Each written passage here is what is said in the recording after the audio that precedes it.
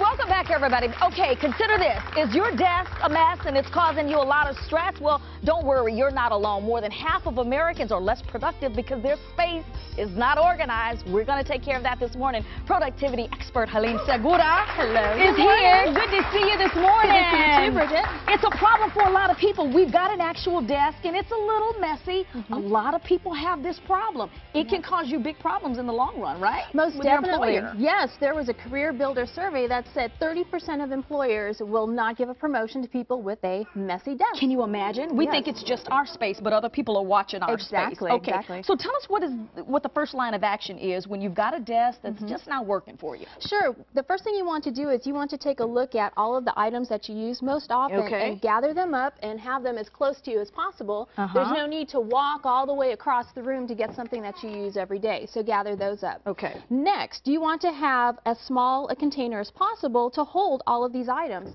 So let's see, the pens are hiding back here.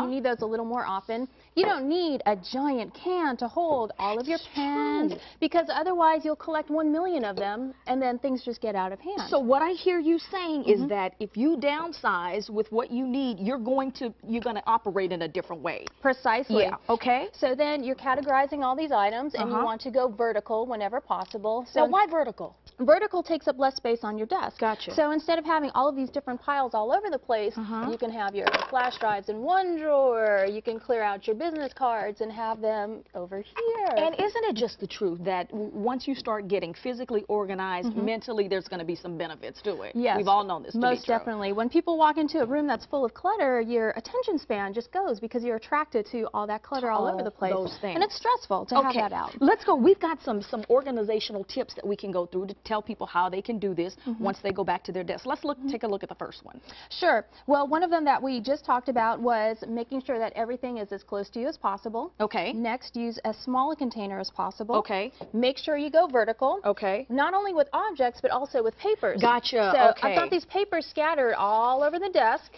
I'm not using them right now, so they can go ahead and go into a vertical storage container like this, so that way you can see everything. Okay. So these are all of my projects for the week here. So I've got my Ken's TV project, Goodwill, Living Order, San Antonio. Okay. I also have, oh, look at Eileen right here. Yes, this is Eileen. We've got, everybody has a picture of Eileen on their desk, don't they? Okay. Yeah. That's not something that we use every day, so we don't need it in our immediate workspace. So sorry, Eileen is getting moved off over here. Okay. But these are my to-dos. Yeah. And so I want these closer as a reminder that I need to get these done this week, otherwise bad things can happen. Fantastic. Okay, so now should we be doing some modifications at the end of the day every day? That's a fantastic idea. Is it realistic though? Is it realistic? It is. As often as possible. Yeah. So let's say you're just having a mess of a day, you don't have time at the end of the day. Okay. Move it to the next day. But it's important at least a couple of times a week where you reflect, you sit back and say, okay, can I put my stuff back here? What do I need to get ready for tomorrow? That way you know where everything is. Because it's so much more relaxing when you walk in and this is the office that you see instead of seeing all of your stuff spread all over the place. Okay, so as a productivity expert, one of the biggest mistakes you see people making most often when it comes to their space is actually not processing their papers on a daily basis.